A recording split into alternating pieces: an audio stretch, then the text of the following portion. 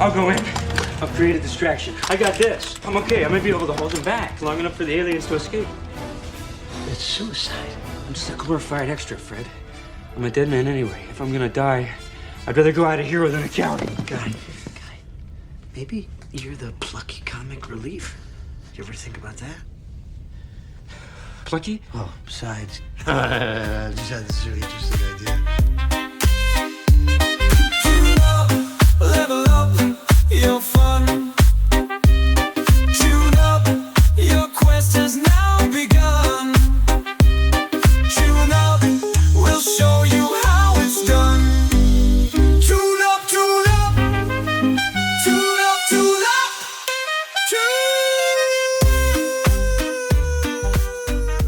up. One of my favorite movies ever is Galaxy Quest. What a great quote. And I loved Rockwell in it. Sam Rockwell. Guy is a memorable NPC, has he not been? Yeah, he is. I don't have a last name.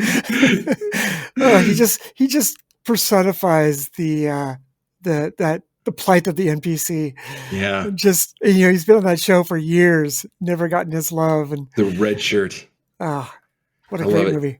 Hey, you guys, we're back for another episode. We're going to talk about enhancing your NPCs. Yeah, like Sam Rockwell needs any more enhancing. I don't. Sam Rockwell is like the perfect NPC. He's the guy that if you were on your best day as a GM, you would invent that guy and play him. Oh my God. Anyway, I'm excited to talk about this week. So where do we even begin with this, Ben? Like we talk about NPCs, we run games, we have NPCs, and I'm going to be honest with you, Ben.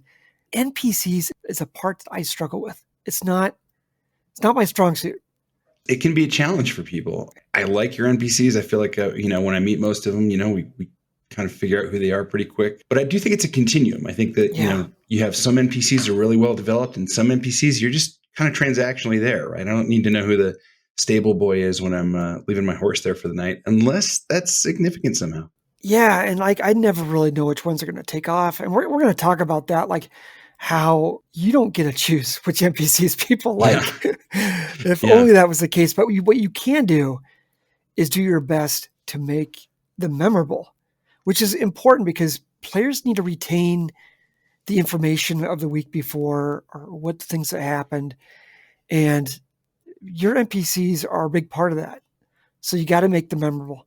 We're going to talk about a lot of different ways that NPCs can be really helpful and valuable to you in your games. So maybe the first thing to do, though, is to just start talking about what exactly is the purpose of NPCs? Why do we have NPCs in the game? And in a certain sense, like I get that worlds have people in them and that's fine, right? But the reason why you might want to spend a little extra time and flesh these characters out rather than having them just be, little transactional nodes where you can buy or sell something or get a piece of critical information that never really comes to life. It's just like, oh yeah, you got that from that guy. There's so much that you can do with great NPCs when you invest in them. So let's talk about a few of those things. Mark, what are some ways that having a particular NPC serves us? They can push the story forward. Maybe they could give little bits of information or just give some flavor to the story. If you got something that's like some sort of dark fantasy or something where the place is, filled with plague, these NPCs can really kind of push that narrative and let the players know what the stakes are, who's involved. Yeah, there's a lot of ways they can do that, right? They can do that because maybe some NPCs are suffering unjustly, and that's how you build up the villainy. Or maybe there's an informant down by the docks, Jimmy the Shoe, and you got to go get him to give you some critical piece of info. Or you could have an established NPC that the players have grown to enjoy, who now has contracted this plague or something. It really ups the stakes of your story to have these characters involved. NPCs are also the characters that your player characters will have important relationships with. The guide, the mentor, the family member, the person who did that character wrong and they're seeking vengeance against. Obviously, all of our villains are NPCs. Essentially, yeah. In a certain sense, we've already covered villains, but this is kind of the superset or the kind of the parent concept that includes not just the bad guys, but also everybody else. And we're putting all these characters that we've kind of developed into a world. And that's one thing we're going to want to do is build that world. And you're going to want to fill it with, interesting people. It can certainly tell you a lot about the world by the way that people in it behave, how they inhabit that world, what kind of expectations they have about the world tells your players what to expect about the world. Let's cover something that's kind of a funny thing about NPCs. I use sometimes as GM is I use them to manage time. Yeah. Well, I mean, there are sessions that maybe you're not ready to get into a combat that's going to take too long, All and you right. need to kill a little bit of time. Well, hey, maybe it's time for that wacky NPC. And also, I mean, it's a good way of kind of moderating or managing the energy, if you will, of the Mhm. session, right? You come out of a big, heavy moment, combat or some other kind of encounter. Well, then it might be nice to have a little conversation with an NPC or to use that NPC to kind of lighten the mood, Mhm. or even going the other way, you could use an NPC to build tension. Don't Yeah. go in that room, said the NPC. Yeah. Well, no, of course you're going to go in that room, but now you're a little more concerned about it. Yeah, I mean, you could certainly have a cliffhanger for end your session with an NPC dropping a bit of information that is just a truth bomb to the group. So NPCs can be used in the story. It can be used, for the characters to serve those characters. You're using it to craft into your world. You're doing all these things. And then on the GM side, you're kind of using it to manage time maybe a little bit and maybe raise expectations. But you know what? All this is to have fun. These are the characters you as a GM get to play. And so what's kind of fun is you don't have to just sit with one kind of character that you're going to play over a long progression of adventures. You can play a new character every week and you can Oh, have a yeah. lot of fun with that. So if you're a little bit restless like I am and you sort of constantly want a new mouthpiece, this is a great opportunity for you. It's a great part of the GM's task. So, okay, we're going to have all these different purposes that our NPCs can serve. And in order to serve those purposes, we've got to invest something in our NPCs. We've got to actually think through how to make them memorable. We've got to think through how to kind of build them into the kind of NPCs that can support those purposes. So, Mark, let's talk a little bit about what do you mean by an NPC being memorable? And tell me about why that's important. As I kind of stated in the beginning a little bit, touched on anyway, we maybe play once a week if we're lucky. Having to remember details of the story, the adventure, those details are hard sometimes for players to just kind of grab into their head. But if it's delivered through a memorable NPC, they're going to remember that NPC. They're going to remember those little details of information. It's just going to help. Everything's about helping Retention. push that story. Yeah, and retention. So NPCs are great for that. If you got a good NPC, they're going to remember that. Yeah, I read somewhere that we tend to remember better with stories than we do with just sort of bullet item facts. And Yeah. an NPC is either telling a story or is part of a story that then you remember a lot better. When I worked retail, they would always say that you don't remember a lot of the day-to-day people that come through, but you always remember the ones that, yelled at you Right. or treated you badly. So in a sense, those Karens out there that, give you the biz, they're memorable. Yeah. And in a game, memorable is gold. Well, okay, so let's think about how to make our NPCs memorable so that they can do those different purposes we talked about. Where do we want to start here? What is the first thing we should be thinking about? We got to start like with any NPC, any villain, any character, really, what's their motivation? They need to have their own goals. They need to have their own dreams and ambitions, Are they going to be the greatest shopkeeper in the land? Or are they just trying to put some food on the table? I mean, what is their goal? It's true enough for the player characters, and it's got to be true for the non-player characters as well. And I like your point that they don't have to be especially lofty goals or complex goals. It could just be, hey, look, I'm just trying to build my shop, and of course they can be complex if you want, right? You could have court intrigues and lots of other things going on. Sure. If you're like playing a sci-fi game and you've landed on some planet and this person's charging you exorbitant prices and you realize, oh, he's in a different faction. He doesn't like you. It tells you a lot about that character. And it also might tell the players about the region, the planet in which they landed on, what maybe this town's alliances are toward. So these are things where the goals kind of can do that. One of the things I like that you have here in the notes is in terms of what is it that's really driving these characters. And I mean, there's, in a certain sense, that's almost like saying, well, what's their emotional state or what's their sort of hidden desire or fear, right? Because whatever their goals are, they're serving that. And so this is a little bit of that kind of underneath the surface thing. Is the reason that person is engaged in court intrigue is because they secretly want power? Or is it that they're trying to build that shop, or that they're trying to charge exorbitant prices, those factional goods, because they want people to think that they're important?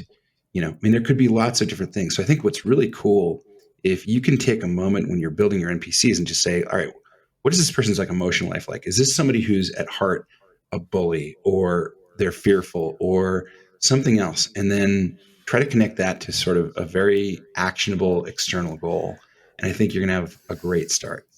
And I think that leads kind of into the character's personality, this NPCs. What are they like now? Mm-hmm. Because we kind of know their goals. What's their personality? These could be all sorts of different types of personality. They could be really shy or awkward. That could be something that could stick out to the players. A memorable character is going to be one who kind of goes beyond what you expect the archetype to be. You know, not every wizard is eccentric. Matter of fact, that might be really interesting, right? What if you had like a wizard who was very practical and down to earth and seemed like a totally regular guy that you'd have a beer with? Wait, did you go to wizard school? Is this for real? Yeah. That personality is going to tell you how they might react in those situations. You know, maybe combining some of those. Yeah, that's great. I mean, I'm the kind that wants to play against type. I think people find characters memorable when they get a little bit of a surprise or when they have something unexpected. And so what if you met a rogue who wasn't greedy? I mean, Robin Hood was kind of a rogue who wasn't greedy, and we all know who that is. Yeah, so that's what I'd say is try playing against type, try creating those character and personality traits that maybe people wouldn't expect to be associated with that kind of NPC. Yeah, I mean, there's all sorts of ways you can go with this. There was a movie I watched, Western, an older Western called My Name is Trinity. I don't know if you've ever seen that one, Ben. No.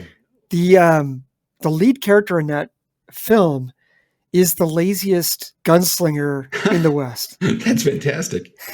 Yeah, and he's so lazy. He goes through life and he doesn't look like he takes a bath, and his horse just drags him and he puts his hat down and just kind of goes in a direction. It's funny, but like that could be a great NPC. This great gunslinger who's just the laziest person. Who plays in this role? Oh man, I wouldn't be able to answer that one. I can't remember. Okay. Go watch it though. I'll It's a figure it fun out. film. That's great. Interesting personalities, play against type. Let's also talk about what they look like. I mean, this is the thing that we interact with most in life. You've already named some interesting characteristics on this gunslinger. How do we create characters that are memorable because of their appearance and how they're presented to the players? Yeah, this is an interesting one. You could always do like the classic scar or things like that, but sometimes it's really little things. It could be the fancy hat they're wearing, like as if they're going to, the dog races or horse races or something. Something that just kind of sets them apart. It doesn't have to be big, but it's just got to stick in the player's mind just a little bit. You know what you're reminding me of is I'm thinking about the first time we see Ron Weasley get to Hogwarts and Draco comes up to him and he goes, "Red hair, ginger, hand-me-down clothes. You must be a Weasley." Oh man, and you're like, brutal. wow, oh man, he clearly has made an impression. There's a what a Weasley looks like apparently, and that makes Ron memorable to us. True, but it also makes, was it Malfoy? Is that the character's name? It also makes him kind of memorable too, that he's that guy who, right? He's kind of we found the bully. Yeah. So these are memorable characters, but like, there's not a lot to that. There's nothing really, but just the ginger is enough that will stick in their heads. The players at the table the next week, what they're going to remember is the ginger, right? With the hand-me-down clothes. Allegedly. Okay, now we're crossing over some serious stuff here. Allegedly. Yeah. Allegedly. Okay. No, but like those little details are the things they're gonna remember sometimes. Well, it's also what they do. They may have interesting details, right? Like strange habits. The professor that's constantly cleaning his glasses, or the model that's constantly kind of twirling her hair. Yeah. What are some other things that would be interesting details that you might add besides odd habits? I remember an NPC I ran a long time ago he was always popping sunflower seeds or something. That was just what he was doing. He was always eating sunflower seeds. And at some point, they came across some sort of scene, and they found a bunch of sunflower seeds at the scene. So they knew this other NPC was there.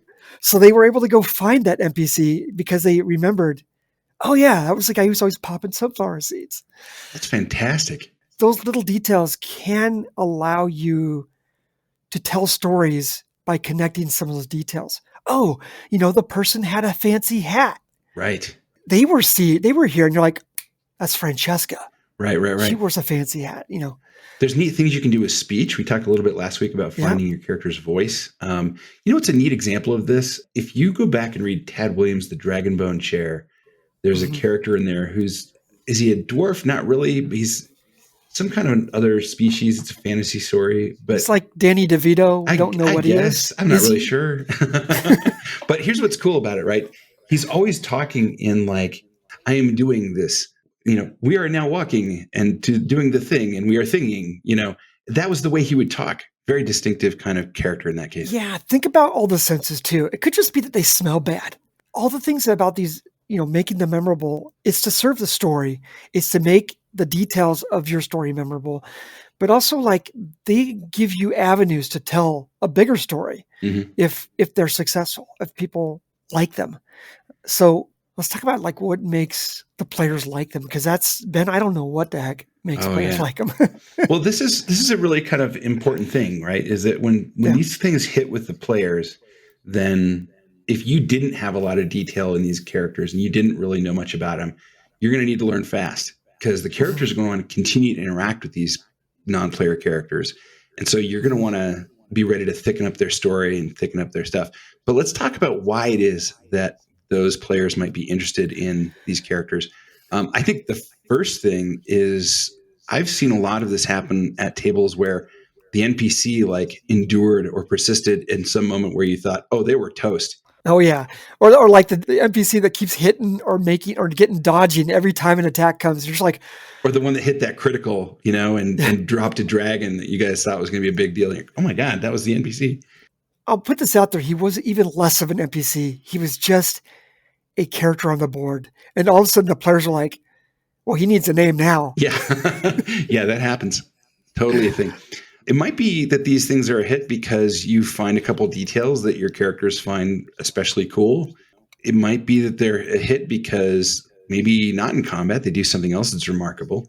So when they are a hit, well, let's just assume that you haven't really fleshed this NPC out. Mm-hmm. If they are a hit, that's something you're going to want to jump on. You're going to want to take advantage of it. Start working on a backstory or flesh them out a little bit. Or if maybe a player took maybe asks for some suggestions from the table. It's fun because you can get some of those details after the game as people are kind of talking about stuff that happened. And, people do this where, oh yeah, you remember that session? We did this thing, whatever. A lot of times they'll start talking about the NPC and they'll start riffing on it. They'll go like, oh, I'll bet at home he's this or that way, or, oh, I'll bet this or that thing happened to him. And you can actually start borrowing those details and writing that down. So let that NPC that you now have given a name, upgrade them a little bit. Give him a promotion. Give him a promotion. Yeah. I mean, be ready though, because these things can happen. You got to be ready as a GM. They're going to let you know what they like it. We've talked about, in that case, being ready for the unexpected. This can also go the other way too. They could start to get really involved in an NPC, and then the luck of the dice, maybe the NPC gets crushed or removed from their life, or maybe the player's even worse. The unluck of the dice. Unluck of the dice. Maybe the players even have a poor roll of some kind and they offend this NPC. Yeah. And then they kind of lose some face there. So the relationships are going to be very fluid. And I think the be ready for the unexpected line here is really about saying, whichever way that goes, whichever way serves those purposes that we talked about, and that takes advantage of the fact that you're reading the room and the players are into it. Yeah. That's what you want to kind of run with. Also, we talked about this in the villains episode about how villains have a beginning, middle, and end. Now, all NPCs don't necessarily have to have that.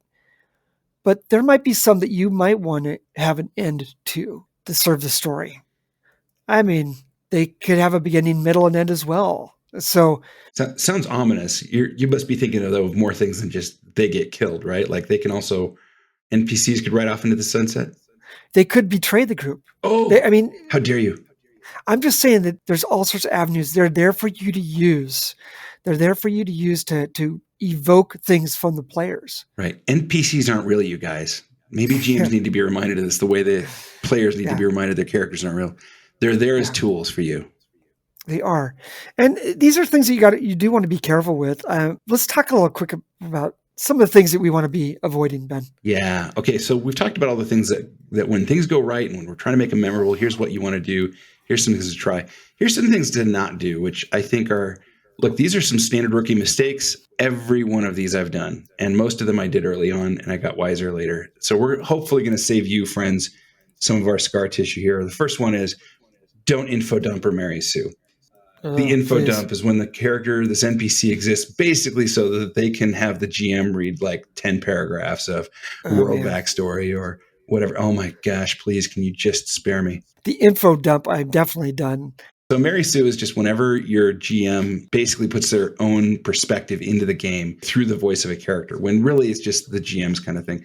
A Mary Sue could be, let's say that I had a deep and abiding problem with capitalism. And so I use a Mary Sue character to sit there and be talking about how, capitalism is evil and the, all these different kinds of things, right? Like it's a distraction. It's a hobby horse. It's not really what you want to spend your time doing. Your NPCs need to have their own kind of character and integrity and their own things to do. All right. So no Mary Sues in your game. Don't have a Mary Sue in your game. Other things. Mark, have you ever used an NPC that essentially kind of overshadowed the player characters? I don't know if I've ever had a Gandalf per se that I can think of. I think I've always kind of not liked those types of characters. I remember early in some of my gaming experiences, there was a few GMs that ran really like maybe it was some sort of character that they had played for years and it now became the Gandalf kind of character. Yeah. And man, we all resented those characters. I do think that even if you had a character sort of swoop in who was like the guy who's going to pull your party's fat out of the fire when that dragon is coming after him, even that feels a little cheap. That feels like kind of a bad adventure design problem. It's unearned. Yeah. Yeah, I had never really been fond of that. And nobody likes that. Stick with ones that the players that you can feel have a genuine connection toward. And I find typically those NPCs to be beneath them in some way, shape, or form, at least in the hierarchy of adventures. An NPC in a certain sense knows their place. That's funny. That's a good point. I mean, you have this nice note here about not letting them kind of overstay their welcome. You talked about these things having their ends. Yeah. Say something about like when you feel like an NPC is ready to be done and you want to move them off stage. If an NPC is ready to serve a story in a certain way that involves them exiting the stage, I want to make sure that exit is memorable. I want them to kind of like the players to feel that loss is important because that loss could have been them or something. Interesting. I'll give you an example of one that we said goodbye to in a game. We had an NPC by the name of Shortchange in one of our games. Shortchange was a halfling that the players had met in some really early on in the game. And he was a swindler. He loved just bilking people out of money if he could. Played lots of games of chance, and he lost the most of them. Don't get me wrong. The guy was by no means good at his job. But the players took a shine to him for whatever reason, and he became an actual NPC. And later, when he was gone, I think everybody kind of had a sweet spot. Shortchange. Oh, Shortchange. Yeah. So you want to make sure that it's impactful. Don't just be, Joss Whedon off characters left and right. Right. But make sure if you do, it serves something. Yeah. Just keep the characters, the NPCs, the way you're using them, bringing them on stage, taking them off stage. Make sure they serve those purposes that you have for them. And I think that's going to be great. Some final thoughts. Not everybody in the NPC catalog is going to be a hit, and that's okay. You may create some NPCs and you think they're going to kill, and they don't. This is a little bit of a stand-up comedy routine that every GM is going to do. So don't get too tied up in that. Let them go. Yep. What else, Mark? Yeah, have fun. Experiment. Find voices, find personalities, find characters, and just have fun. And let your players kind of guide you. Don't feel bad about moving on and finding a new NPC. There's a new NPC in every town. That's right. Every adventure, you can find a new NPC. Yeah. And remember, friends, these are going to be things that happen both because you've prepped and by happy accidents.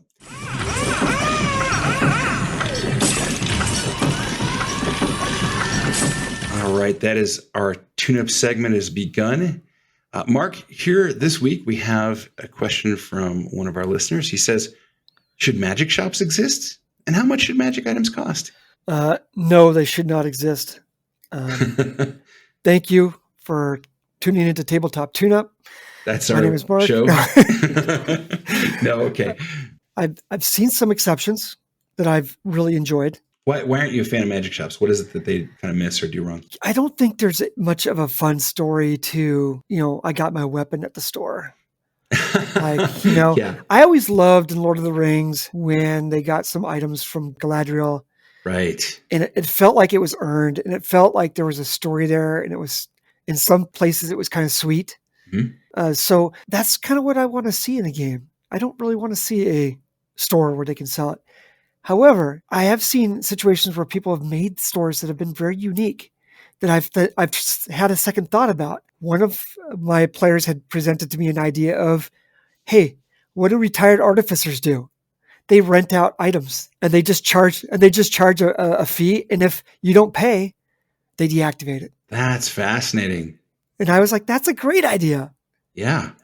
Wow. Because now you got an NPC that you can interact with that's kind of fun, and you have to make payments to for an awesome item. Do it. You know what I mean? Like it could be a lot of fun. Like if you miss your payment. God, the entire economy around like repo men and pawn shops. Like, oh yeah. Think about that. Wow. Yeah. So yeah, that could be kind of fun. What about you, Ben? What are your thoughts? So should they exist? I think a lot depends on how you want to treat magic in your world. We talked about this in the episode on items. We talked about wanting to invest items with story, and I think you're repeating some of those notes here. And I agree. I also think there's a couple interesting ways to go with magic shops. The first way is kind of in that monkey's paw or needful things kind of thing. Oh, yeah. You could do some stuff there that could be really fun. And then a magic shop is, who knows whether you're going to get cursed or not, or who knows whether this thing is going to be a little of both, or maybe there's going to be a price that's associated with a magic item that you don't want to pay. And it could be really interesting to fold some semi-magical or some semi-cursed items into a shop full of regular mundane stuff. And the shopkeeper kind of looks over at you as you pull something off the shelf and says, "Oh, I see you found the such and such," Or maybe, running on that kind of idea that you're talking about, Ben, it could be kind of fun to have a magic shop owner that doesn't really know anything about magic per se. He's kind of a bit of a charlatan, and maybe he's got a few magic items in there, but to him, everything in there is magic. Right. That's so great. So like the players have to kind of weed out what is real. I so love the idea that like buried in that place somewhere is like a +2 sword or an amazing, wondrous item, but you're going to have to like hope you can find it or sort it out of all that stuff. One of those potions is a potion of giant strength, and there's another one in there that's a laxative, and I hope you know which one's which. Yeah. So, I mean, do I dislike magic shops? Yes, but could they be very fun if you do it right? 100%. Yeah. I got another thought too, right? Which is that if you kind of look at some of these settings, and I'm thinking about like Eberron as a higher magic setting where a lot of magic has been incorporated into that society in ways that we find familiar in modern society. Like they've got essentially like magic trains, and they've got other kinds of things that make their world look a lot like our world, but it's magic that's running things instead of science and so on. I think in those cases, you can do a lot of really fun stuff with a magic shop, because then a magic shop is very much like a regular hardware store or gear shop or whatever kind of shop it is that we might have in our world. And so I think if you do that, you could do some interesting stuff too. And I think a lot of the fun of that is just going to be how much can you make people feel like magic is doing stuff that we all kind of know, but in a different way? Is magic the gun? Is magic the jackhammer? Is magic the welding torch or whatever? The bottom line, though, I guess, would be that we don't know what your table likes or dislikes. If that's something they really enjoy, by all means do it. But there are ways that you could make it even more fun and take that and tune that up to the next level. So hopefully some of those ideas, so at least maybe pushing your mind into a direction, hopefully that's helpful for some of you out there. Yeah. If you go read about the history of the Industrial Revolution, you might get some interesting ideas around what to do with a magic-based economy, I think. Okay. Well, I think that about sums up our episode, right, Ben? What do we got coming up down the pipes? What do you think? Oh, man, we've got some cool stuff coming. In 2025, friends, our next episode is going to be about, we're going to essentially, I think, kind of continue on with our stuff about adventure design, which this episode was a part of that. We're going to talk about balancing your party, and there's a few different ways we talk about that. We'll certainly be talking about I love this one that you've got, Mark. You came up with this idea about talking trash. Oh, I love talking trash, Ben. You know I do. You sure do. All right, friends. And then not too far in the future, we're going to talk about the pulp genre and pulp adventures and how to do that. And I'm looking forward to that one as a big pulp fan. Too. Well, everybody, thank you for tuning in. Mom, I appreciate you being our listener. That's right. We're going to let you all go. But until then, you guys, keep those dice rolling.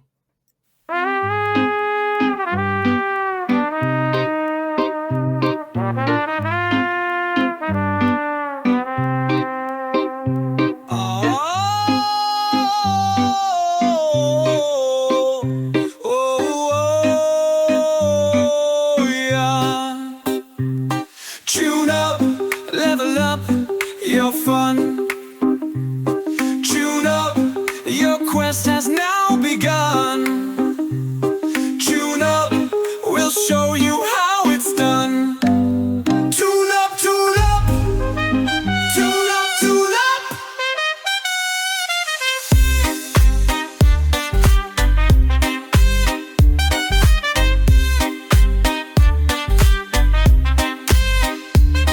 Tune up, level up your fun.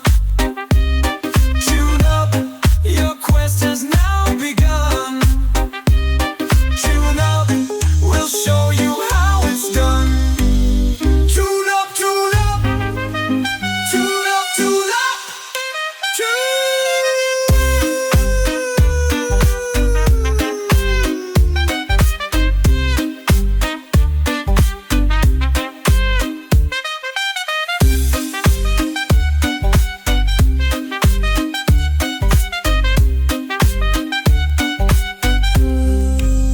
Come get your tune up. It's time for your tune up. Your game needs a tune up.